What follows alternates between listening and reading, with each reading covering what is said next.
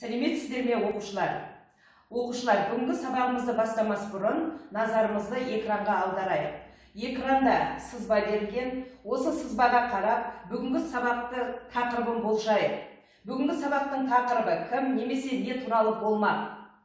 Дұрыс айтасыздар, балалар. Бүгінгі біздің сабағымыз Әбу-Насыр әл-Фараби жайлы. Сабақтың тақырыбы әл-Фарабидің тағылымы мәңгілік азық.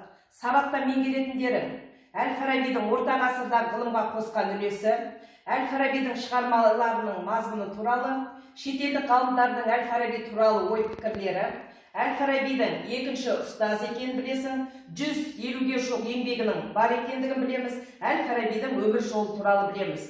Сабақтың зерттеу сұрағы: әлем өркениетінің дамуына әл-Фараби шығармалары қандай үлес қосты? Оқушылар, қазір біз тарихи куәлік деген тапсырманы орындаймыз.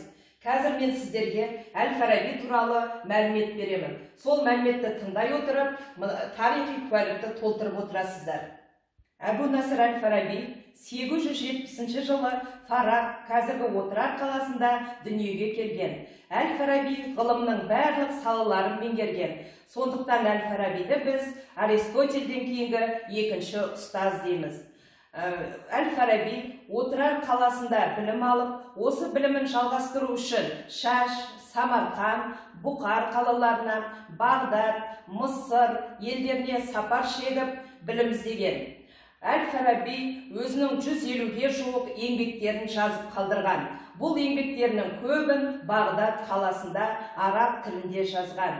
Әл-Фараби өте қарапайым адам болған. Әл-Фараби үрмелі, шертпелі аспаптарда ойнап, ноталардың үйлестірілуін жазып кеткен. Әл-Фараби өзінің үлкен музыка деген еңбегінде бір-біріне ұқсайтын аспаптардың айырмашылығын, дауыстардың шығу жолдарын зерттеп жазып кеткен. Медицина саласында зерттеп, екінші ілім деген өзінің үлкен еңбегін жазды. Осы еңбегін атақты Ибн Сина өзінің емделу деген кітабын жазған кезде басшылыққа алған. Әл-Фараби сонымен қатар астрономия ғылым саласында зерттеген. Астрономия ғылым саласында жұлдыздар туралы өзінің шығармасын жазып, астрономия мен астрологияның айырмашылығын айқындап берген.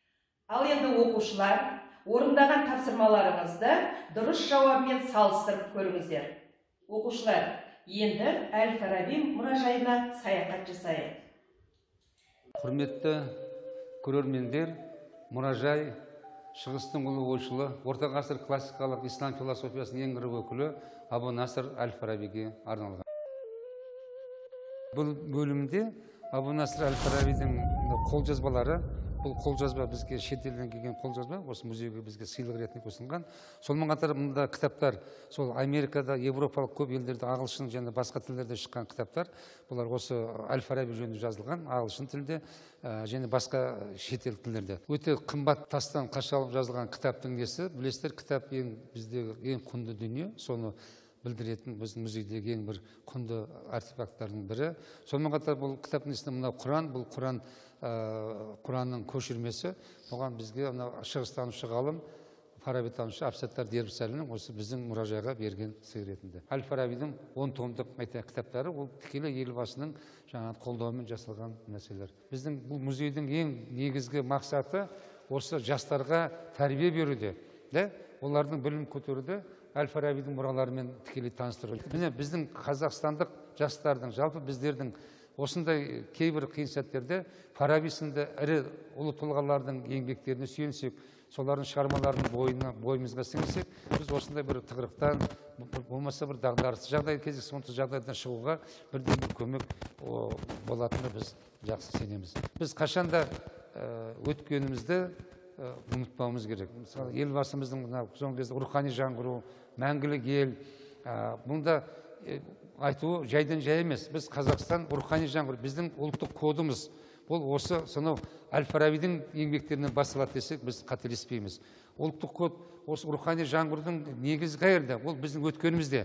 Тек қана Әл-Фараби емес, осы Әл-Фарабиден кейінгі болған айтайық, Әл-Фараби, Баласағұн, Яссауи, болмаса Алаштың ұлы зиялылары, міне солардың қалдырып кеткен шығармаларын жастардың бойына сіңіру, оқып, үйрену, болашақта қазақ халқының, қазақ елінің, қазақ мемлекетінің дүниедегі ең алтын қатар мемлекеттердің қосылуына бірден бір. Өйткені бізде материалдық байлық бар, рухани байлық.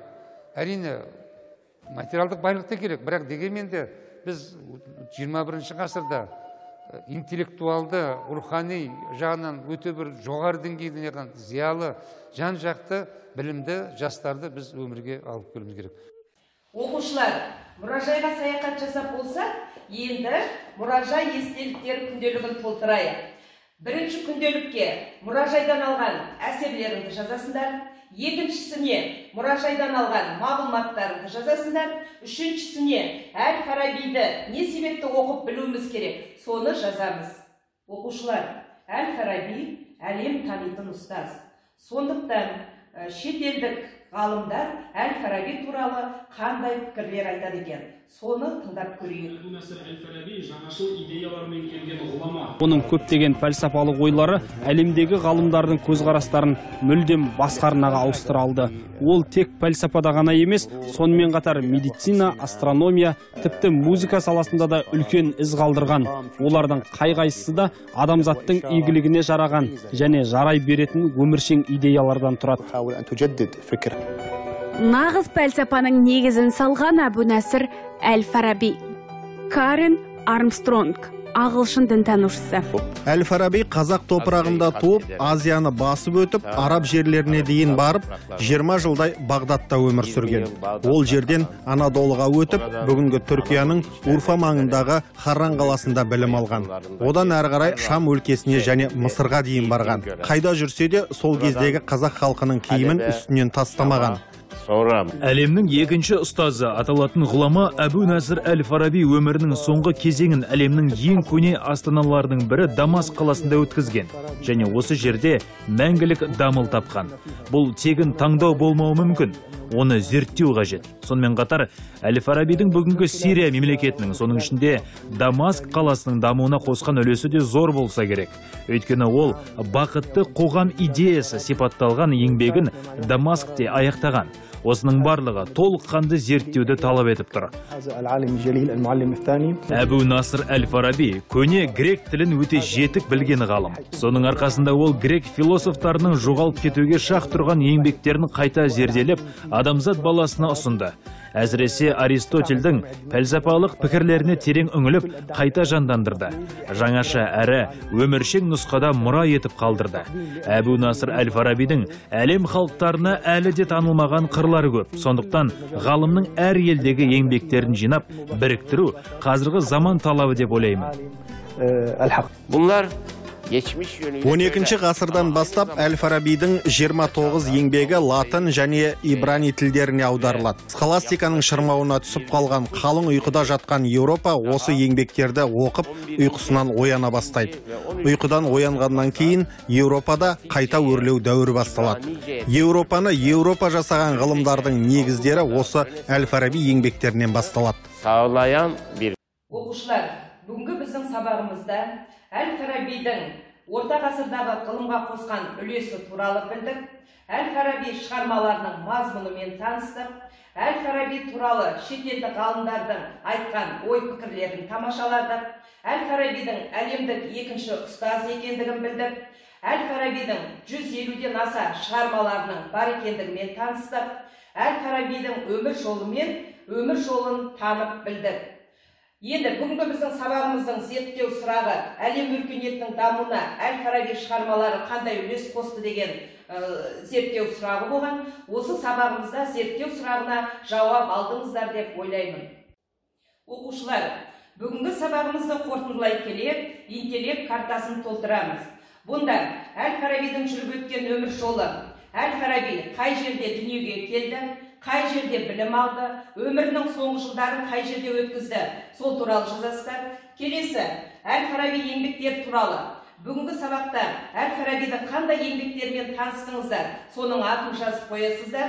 Келесі, ғылымның қай саласына үлес қосты, яғни Әл-Фараби айналысқан ғылым салаларының атауларын жазып қоясыздар. Шетелдік ғалымдардың Әл-Фараби туралы ой пікірлері. Шетелдік ғалымдар Әл-Фараби туралы өздерінің қандай ойларын білдірді, сол туралы жазамыз. Балалар, осы интеллекті картасын толтырып жазған оқушыға ең жоғарғы балл қоямыз. Оқушылар, бүгінгі сабағымыз осымен аяқталды. Сау болыңыздар.